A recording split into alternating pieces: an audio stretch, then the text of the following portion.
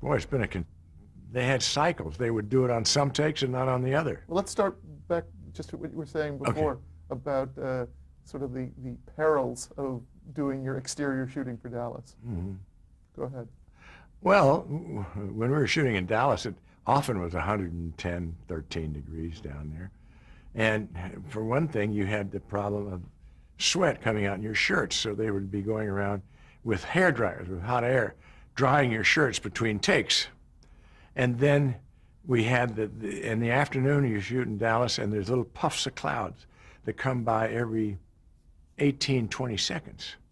And you could just see them lining up all the way back to the west there, and they would come in, and you'd see it out of the corner of your eye, and you'd start talking faster because you wanted to get it in one take to be sure that it gets in. You don't have to stop and do it all over again. So they had the clouds because of the setting of the, what do they call it? What do you call that when you set it on the camera? Evolve? The aperture, yeah. And then we had the katydids, and they would go, and they were little bugs about this big, and there were millions of them down there, and they would go shh, shh, shh, shh, in a tempo. They got that going. So you knew you were going to have to loop every single line. And so that was, so you had between those three things, the heat, the katydids, and the clouds, it was tough going down there, and the heat, of course. It was, but you know, once you're doing it, it's okay. It's just looking forward to every morning, knowing that the afternoon is going to be twice as long as the morning because of the clouds.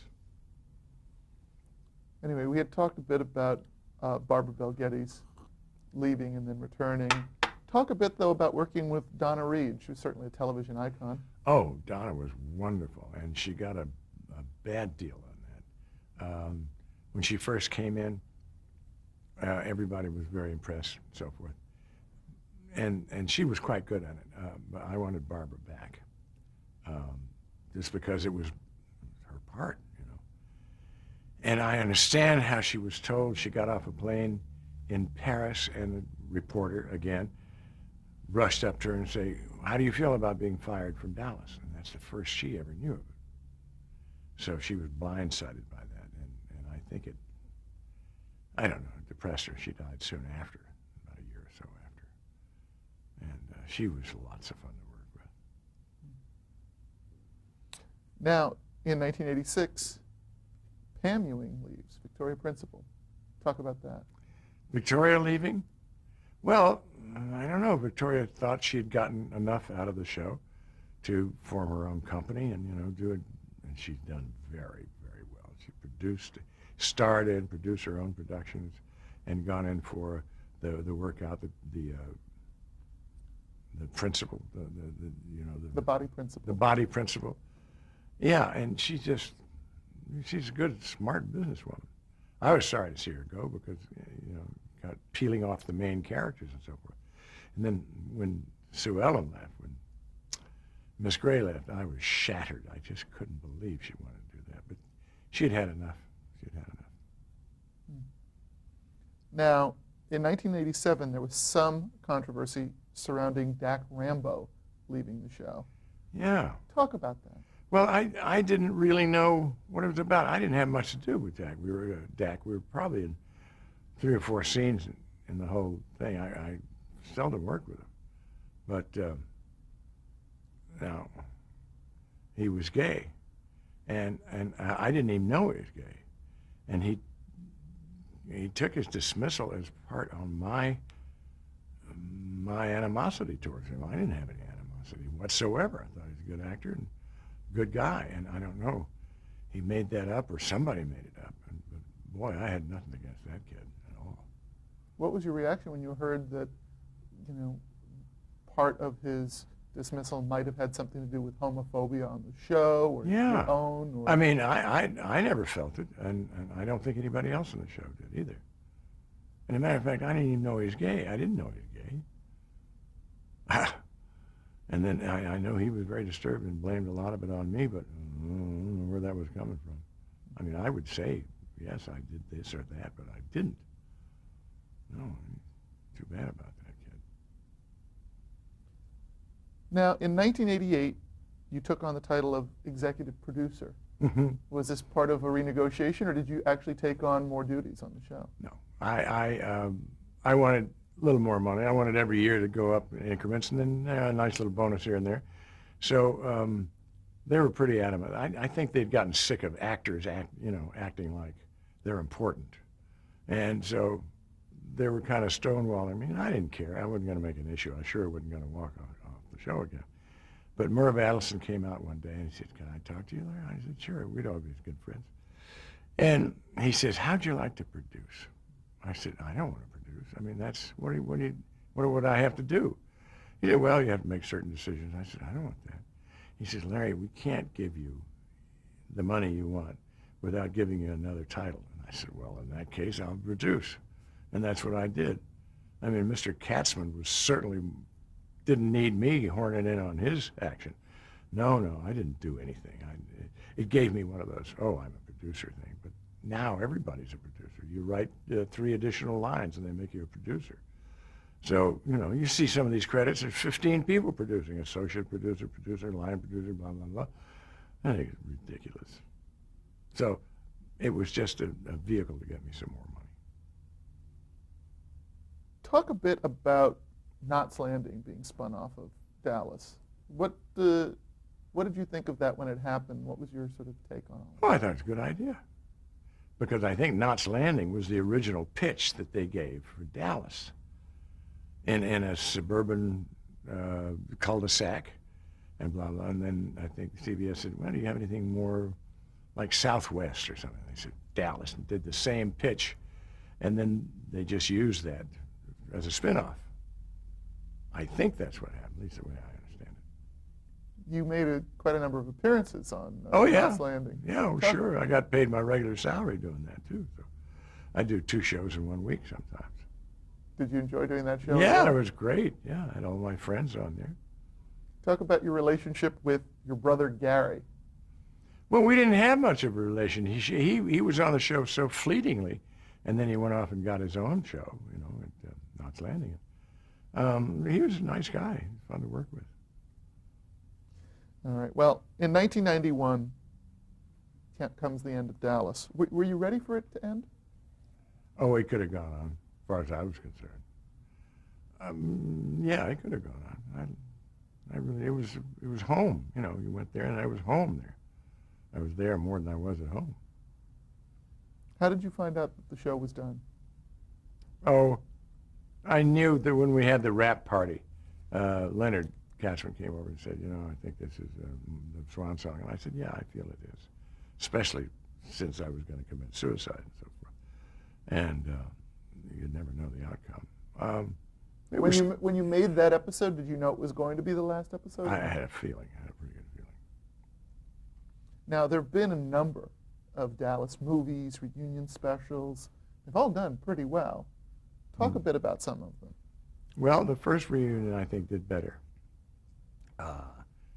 Leonard was alive, and he had control of the show. The second one, Patrick and I produced, and we got the same team writing it, and it just wasn't as good. That's all. And I think CBS knew it, and also the staff had changed at CBS a lot. There were a lot of. It was a man's show. A lot of women watched it, of course, because of the women's problems.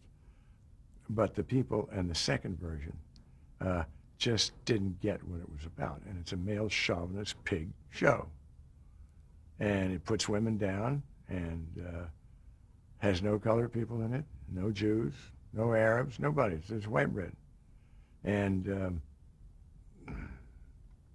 that's the way they liked it. And I tried to slip some funny things in there. They cut them out, and that really pissed me off because they're all for the women's lib stuff. And I said, it has nothing to do with Dallas. You might talk about it, give it lip service, but it's not an integral part of Dallas. And so, I don't know. I just wouldn't do another one, that's for sure.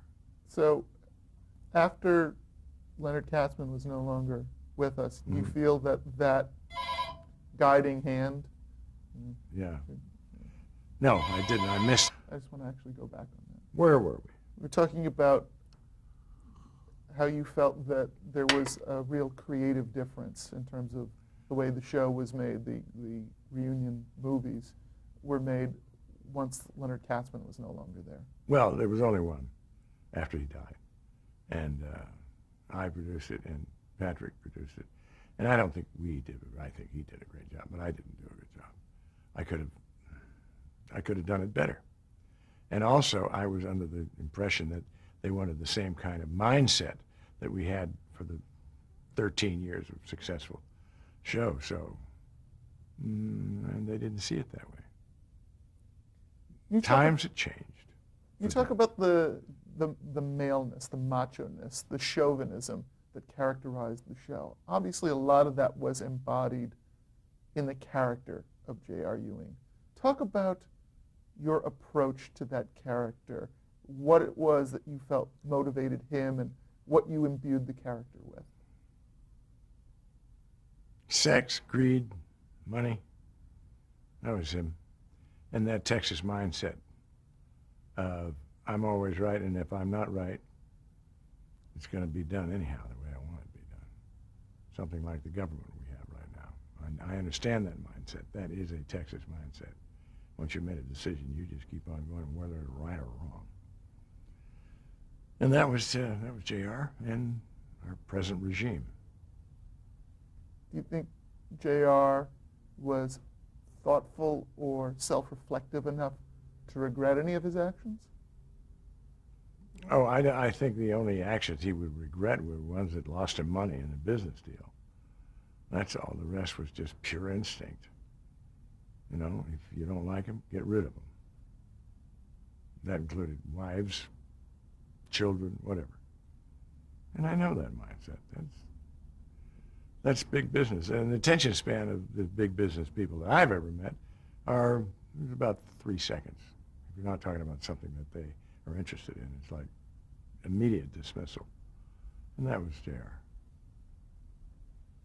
So why do you think the show struck such a powerful chord with so many millions of people around the world? Well, for one thing, you have 3 millionaires, Daddy, Bobby, and J.R., living in the same house. Multi-millionaires each. And they lived in the same house and had breakfast together and dinner together. I don't think that's what happens in America, not that often, but it does happen in Asia and Europe. People live in 3 or 4 generations live in the same house. And I think that might be the appeal abroad. And here, well, it was like an island culture. Everything's minutiae, and it all happens within this tiny little space. And that house at drinks time and breakfast time and dinner time was the time you started the confrontations, and they're usually the place where you finished it too. So we had that, just an insular kind of relationship with everybody. What do you think is the legacy of a show like Dallas? The legacy of a show like Dallas is what we've got going on politically in this country. That was the forerunner of the mindset for the government now. And we're stuck with it. It might be all right to watch it on television, but it ain't nice to watch it on television when your sons and daughters are getting killed. So I think that paved the way for this monomaniacal regime we have now. Yeah, except I think J.R. was a lot smarter. Yeah, but J.R. lost everything. He lost everything. He lost about $2 billion, and then he lost the company several times over, to his wife, to his brother, other people, and finally, I think Sue Ellen, at the last report, had most of the shares in the company. So, like our government, it'll be a ruin. Now, after Dallas, you continued to act. You talked about how you continued to direct. You did In the Heat of the Night, but very notably, in the early 90s, you underwent surgery to replace your liver. Mm-hmm. Talk about that. Well, after the show was over, I went to a doctor. I was told to go.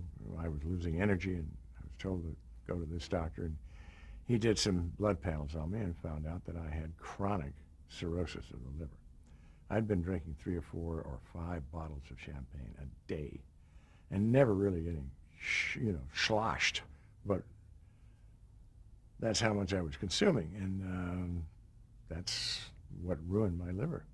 And so finally I was put on a list for treatment of replacing my liver with somebody else's, and luckily I was only on that list for 36 days. They'd given me about a month to live, and I was right up to the edge on that. And once they opened me up, it's like they said I had more like 2 weeks to live, so I just got it in time. And that changed my routine, I acquired diabetes through that, and I had to take a bunch of pills, but that's all right. My health is pretty good now. I mean, very good, as a matter of fact. Better than it was before, because I ain't drinking no more. Do you have any regrets that led to the cirrhosis? Well, I regrets. Yeah, I wish I'd quit drinking earlier. But I always said, well, I'll quit when the doctor tells me. Well, he told me, but it was too late to do anything about it. The damage had been done. How did it affect the rest of your life? Oh, I don't know. I think it makes me a little more compassionate. I can see several ways of looking at a picture now, especially with relationship people and so forth. It's been a wonderful experience, and that was 9 years ago, and I still thank the guy who gave me his liver every morning when I shave. I got a picture up there of him, and I shave it away and thanking him. Thank you, Bill. Well, now, just heading into the home stretch, Karen, do you want to do? All right. In 1997, you starred in the CBS drama series Orleans. Would you talk about that? Yes, John Sacred Young did that. John Young, wonderful. He did China Beach and a bunch of other stuff. He's just a great producer and a wonderful writer. We did it. It was part of a gambling, boisterous, full-of-life judge in New Orleans, and which has some pretty colorful judges down there and people.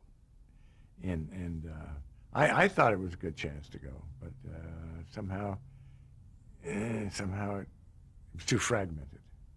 There's too many themes in one show, and they gave it a couple of tries, but it just didn't work. How did you enjoy making of that show? You were shooting it down in New Orleans, correct? Yeah. Well, I enjoyed it because we were shooting once in the spring and once in the fall. We had never shot there in the summer. I couldn't imagine shooting down there in the summer. It is so humid and hot and uncomfortable. I was just as soon. I was glad it didn't go because I knew we'd have to shoot in the summer, and I just wasn't looking forward to that. One other thing to mention, in '98, you appeared in Primary Colors. Yeah. How'd you enjoy that? I love Primary Colors. That was great. I'm a motorcycle enthusiast, and I have a club called the Uglies. And they have a thing called the Love Ride, which we just had recently, and we got 30 or 40,000 cyclists out there, motorcyclists. And we go, often we go to a Love Ride in Zurich, in Switzerland. So they asked me to come over, and I get with a bunch of my guys, about 5 other guys, and my wife, and we go over there and get bikes, and we go on this Love Ride. And the afternoon I arrived there, I got a script from L.A. Asking me to read this script and see if I liked it. I read it, and I thought, oh my God, it's wonderful. It was based on the book by Anonymous, about Clinton. And I thought, oh, what a wonderful part. And so I'd only been there a day, or not even a day, and they had sent this lady over with it under her arm. And I said, yeah, I'd like to do it. Well, could you come back and meet Mike Nichols? I said, sure. And they said, could you come tomorrow? I said, oh, gosh, I came over here to do this thing for this guy and have a love ride. And so she said, well, you got to do it. I mean, if you want the part, you got to meet him.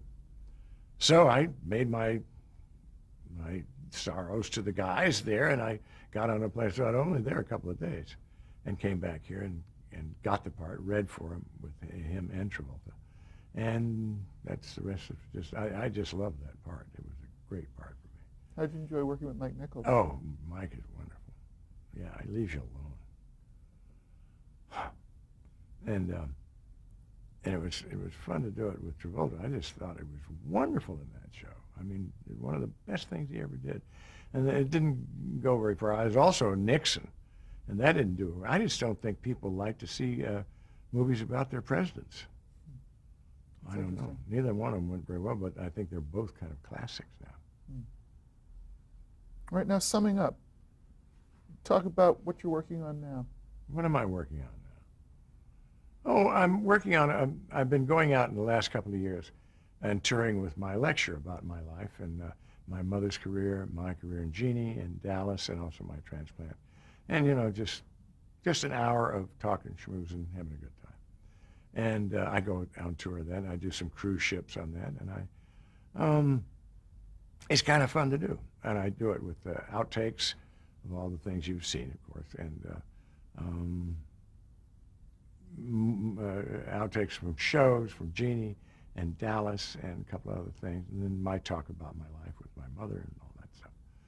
So it's kind of fun, and I'm having a good time doing it. Now, how important is it for you to continue working, acting, staying active? It's not that important. I mean, I don't like going on location unless it's a really great location. Anytime I get a script that says our hero slogs through the mosquito-infested swamps of Louisiana, I say, no.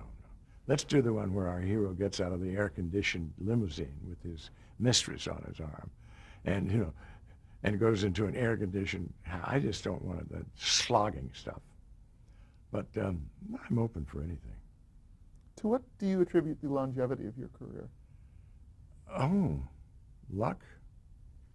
I've been lucky. I've been in the right place, the right time, on 2 occasions that have made me famous all over the world. And I have a good time when I'm working with people I like. And I like most of the people I work with. I mean, all of them except for 2. They know who they are. How has television as a medium, as a business, changed since you first started? Well, I think if you have a television show, it better be damn good the first time out, because they only give you one chance. They used to pick you up for 13 shows, and you'd do that and peter out, or give people time to become used to the characters and like them. Like I said before, Dallas, I don't think would have been successful without the 5 shows in the pilot, and because it takes a little time for an hour show. You got to learn the characters, what it's about. Are they interesting? You know, I think it's changed that way. And then everything costs so much money now. My God, it's just really expensive to do a show nowadays. Do you think it's that the networks are impatient with shows, or do you think the audience is impatient? Well, I don't know. I think the attention span of Americans now is about 13 seconds. If you don't have them in the first 10 seconds, you're shit out of luck. And I don't think that the networks give them much more. Maybe might give them 25 seconds to get started, but that's about it. The attention span is just not there anymore. I mean, a lot of shows used to be successful and have long talking scenes. We don't have those anymore.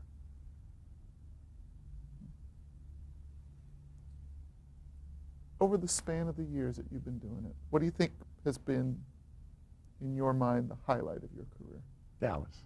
Dallas is certainly the highlight of my career. Sure. There's nothing I've ever done as big, and most actors never had a chance to do anything that big either. Who knows why? What would you say your biggest regret has been? Regrets? Gee, I don't think I have any. My life has been very blessed by good opportunities and good luck. And I don't regret anything. I regret not quitting drinking earlier in my life. But that was the macho thing to do. I was raised with the image of John Wayne and all those guys slamming down a shot of booze and smoking a cigarette and did all that stuff that ruined my health. But here I am, 73, and had been drinking for 10 years, 12 years now, and feeling good. Did you have a mentor along the way, someone that you would want to acknowledge as somebody who had a major influence? Carroll O'Connor had a lot of influence in my life, and my career. I never made a move without consulting him first. Talk about Carroll O'Connor as a guy. Oh, Carroll was, well, he was a real Irishman, but not of the destructive type like Burgess was. And I love Burgess, don't get me wrong. But he was self-destructive. Anybody would say that. But Carroll would get a bee in his bonnet and he would just chase it down and devour it. I mean, he was tenacious and provocative, and he always liked a good argument. He might even argue for something he didn't believe in just to get your goat and win. He was a wonderful man, and anytime I had anything to do with contracts and relationships with the networks and so forth, I went to him first. And he said, don't ever ask for 1 cent more than they're willing to pay. And they're willing to pay a lot more than you would think.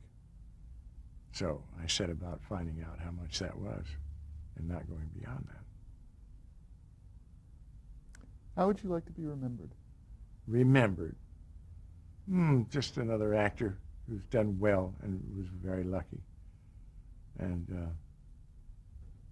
was in 2 of the important television shows of the 20th century. That's good for me. Terrific. Thank you, sir. Yeah. Wow. All right, we're going to get some B-roll. All right. Yeah, I've started issuing this about 15, 20 years ago. The Larry Hagman dollar bill. $10,000. It started off with hundreds, then went to thousands, then because of inflation went to 10,000. And on the back here it says, this is printed on recycled paper. Why not recycle yourself? To receive an organ donor card, please call 800-622-9010. And that's my way of getting the word for organ donation across. And I must give out 15 or 20,000 of these every year. And they're a good gimmick. Okay, I'm rolling. Yeah, you go ahead. With the talk? Oh. Up to you. Oh, okay. I think you just want the visual. Just a visual. Okay, you ready?